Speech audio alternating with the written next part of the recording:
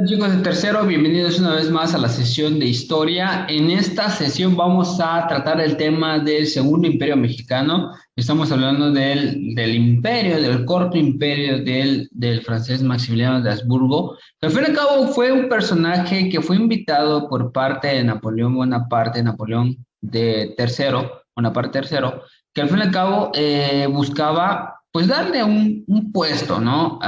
Se le invita a ser el emperador de México tras una larga decisión de ser o no ser el emperador, decide, pues en este caso, fungir como tal, ¿no? Aunque los conservadores se llevaron una grata sorpresa al saber que él venía con ideas liberales, lo cual pues no les pareció tan agradable y tampoco fue conveniente para ellos, ¿vale? Entonces, vamos a checar lo que es el Segundo Imperio Mexicano. Tenemos que durante el conflicto de poder, vamos a llamarlo así, una inestabilidad política del siglo XIX en México, donde ya hubieron varias divisiones, como ya hemos visto, pues el conflicto entre los conservadores y los liberales había desatado, o más bien desató, la famosa guerra de los 3 años, la guerra de reforma, como vimos en la sesión anterior, que viene siendo esa batalla entre liberales y conservadores para ver quién dominaba a quién, ¿no? Al fin y al cabo, los liberales ganan y los conservadores, pues, vamos a decir que crean o proclaman el plan de Tacubaya, el cual desconocía pues al régimen liberal, ¿no? Como tal. Ahora, el conflicto entre México y países europeos, pues viene siendo esa parte en donde, pues, después de una guerra o después de la guerra de reforma, México estaba devastado económicamente, social, política, México estaba totalmente destruido, ¿no? Entonces, ¿qué hace México? Suspende los pagos pues en este caso, de las cuestiones ya me fue, perdón, suspende los pagos hacia lo que es Inglaterra, Francia y lo que es España. Los tres países se alían y se desembarcan, o más bien, pues se ponen en lo que es en el puerto de Veracruz con miras a una invasión, ¿no? ¿Qué pasa? Que Benito Juárez o el gobierno mexicano como tal envía pues a un representante para entablar un acuerdo entre estos países. Lo que es Inglaterra y Francia aceptan el acuerdo, perdón, y se retiran, mientras que Francia dice que no. Entonces, Francia, pues ahí hay un conflicto latente entre México y Francia. Pues Francia buscaba lo que es, más que nada que le pagaran, ¿no? Pero no solamente eso, sino buscaba dominar a México, porque dominando México, el territorio mexicano, apoyaría a su vez, en este caso Napoleón Bonaparte III, José Bonaparte, perdón, tercero, apoyaría a una rebelión en Estados Unidos. Recordemos que durante se realiza la batalla de reforma, la guerra de reforma, y todo lo que viene siendo parte o lo que viene siendo más bien durante el gobierno de Maximiliano en México, se desató lo que es la revolución la guerra civil en Estados Unidos. Entonces, Francia iba a apoyar a un fragmento de esa revolución, de esa guerra, mediante la conquista de México, ¿no? Entonces, para el 5 de mayo de 1862 se desata la batalla de Puebla, en el cual, pues, Francia intenta evadir México, pero México en este caso, el mando de Ignacio Zaragoza, pues repliega y detiene ese ataque y hace que los franceses se retiren, ¿no? Pero eso no se quedó nada más así. En 10 consecuencias y en años consecuencias, pues al fin y al cabo, eh, Francia logra tomar lo que es México y al fin y al cabo, pues terminan dominando a México, ¿no? La resistencia, en cuestiones de resistencia, salió en 1863, perdón, eh, Benito Juárez se establece en San Luis Potosí, así como en algunas, en este caso, todo lo que viene siendo pues el segundo gobierno, vamos a llamarlo así, de Benito Juárez, en lo que es San Luis Potosí, Saltillo, Monterrey, Paso del Norte, hoy lo que es Ciudad Juárez, ¿no? ¿Qué pasa? Cuando se instala lo que es el gobierno de Maximiliano de Habsburgo, pues digamos que en ese momento México tuvo dos presidentes, ¿no? Dos gobiernos. el conservador, entre comillas, de Maximiliano y el liberal de Benito Juárez, a su vez. La resistencia ante la invasión francesa era por la defensa del sistema republicano, ¿sí? Mayormente, pues estamos hablando que Maximiliano de Habsburgo fue invitado por los conservadores, hasta cierto punto, para que se instalara como un emperador y pudiera, en este caso, o pudiese acabar con el poder liberal, ¿no? Pero, pues obviamente eso no, digamos que no se logró tal cual, porque al fin y al cabo aún existían y aún existieron la parte de resistencia de los liberales, ¿no? Ahora, Napoleón III y los comisionados mexicanos propusieron, donde hablamos comisionados vienen siendo los conservadores, propusieron como candidato para ocupar la monarquía mexicana al archiduque Fernando Maximiliano de Habsburgo. Primero, Maximiliano no quería, en este caso, pues aceptarlo como tal, ¿no?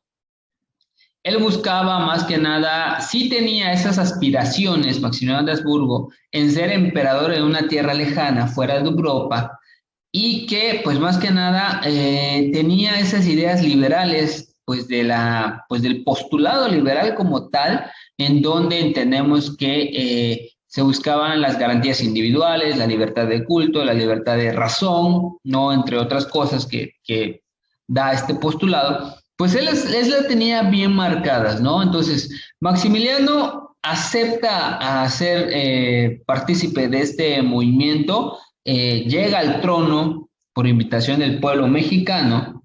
Asimismo, la regencia organizó elecciones como el resultado definido de antemano. Entonces, aquí Maximiliano llega al poder pero como les comenté al principio, fue una sorpresa para los conservadores, porque al fin y al cabo Maximiliano tenía ideas liberales en el cuales, pues cuando llega empieza a implantar ideas que no le convienen, ¿no? Ahora, en 1863 envió una diputación a Miramar y el archiduque de Habsburgo aceptó el trono de Moctezuma el 10 de abril de 1864. En el Tratado de Miramar se estableció el apoyo militar y la inversión de capital francés en México, que eso fue un punto muy clave para mantener durante 4 años lo que es el régimen monárquico de Francia en lo que es México. Hubo una desilusión de los conservadores cuando Maximiliano de Habsburgo empieza a implantar leyes, como por ejemplo la ley de protección al culto, es decir, la tolerancia al culto como tal, donde no solamente la Iglesia Católica iba a fungir como la máxima autoridad religiosa, sino podía haber otras.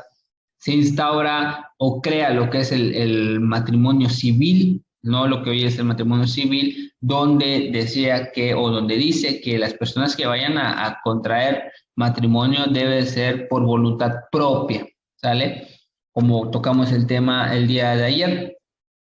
¿Qué otra cosa decía en este caso o qué otra cosa instauró? Primero, la iglesia ya no tiene nada que ver con el pueblo, ya no tanto de manera educativa, social, económica, política, ya la iglesia se dedica exactamente a lo que es y el pueblo o el gobierno también, ya no hay una relación como tal, una relación tan estrecha que al fin y al cabo pues no beneficiaba nada, ¿no? Entonces, así como otras reformas que básicamente Maximiliano vino a apoyar las reformas, las leyes de reforma, crearon más bien esa desilusión de los conservadores y pues al fin y al cabo hasta cierto punto le dieron la espalda, ¿no?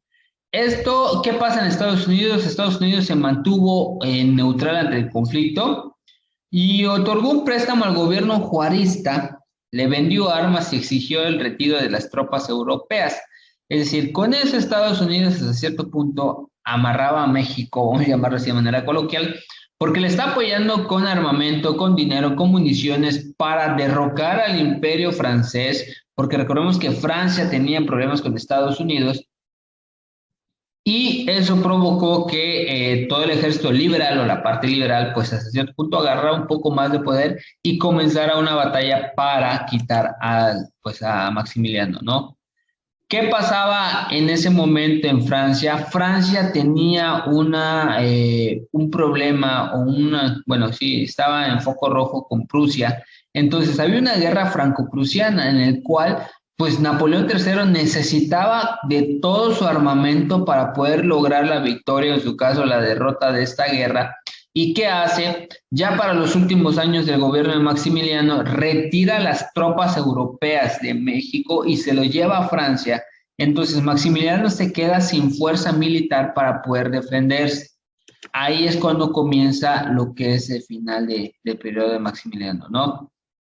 Las tropas liberales, al ver que pues Francia, pues que el gobierno francés ya retiró sus tropas, deciden en este caso atacar y fue cuando reconquistan el país, ¿no? En 1866, pues fueron en este caso la reconquista de México como tal por parte de los liberales y para ese mismo año se lleva a cabo una corte en el cual pues enjuician a Maximiliano y Miramón y a lo que es a Mejía, pues Miramón y Mejía eran los principales conservadores y pues al fin y al cabo los terminan declarando culpables, ¿no? Ellos fueron fusilados en el Cerro de la Campana, perdón, el 19 de junio de 1867 y con este hecho pues damos como terminado el Segundo Imperio Mexicano, un imperio muy corto, pero sin embargo que vino a marcar muchísimo una brecha histórica. ¿Por qué? Porque a partir de Maximiliano,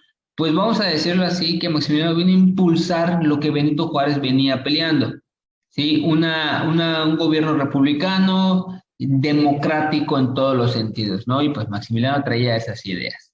Y es así, chicos, cómo termina lo que es el Segundo Imperio Mexicano y Maximiliano de Habsburgo como el emperador del Segundo Imperio, para la redundancia, en México. ¿Sale? Muy bien, entonces les invito a que me sigan un poquito más para que vayan ahí obteniendo más conocimientos, si me siguen más quién es Maximiliano. Les recomiendo la página de YouTube de Clio. Ahí aparecen mini biografías, documentales muy padres, muy específicas, que les pueden ayudar para entender un poco más todo este proceso de la inestabilidad política en México del siglo XIX. ¿Sale? Muy bien, chicos, si tienen alguna duda, envíenme un mensaje. Nos vemos en la siguiente sesión. Que tengan un excelente jueves.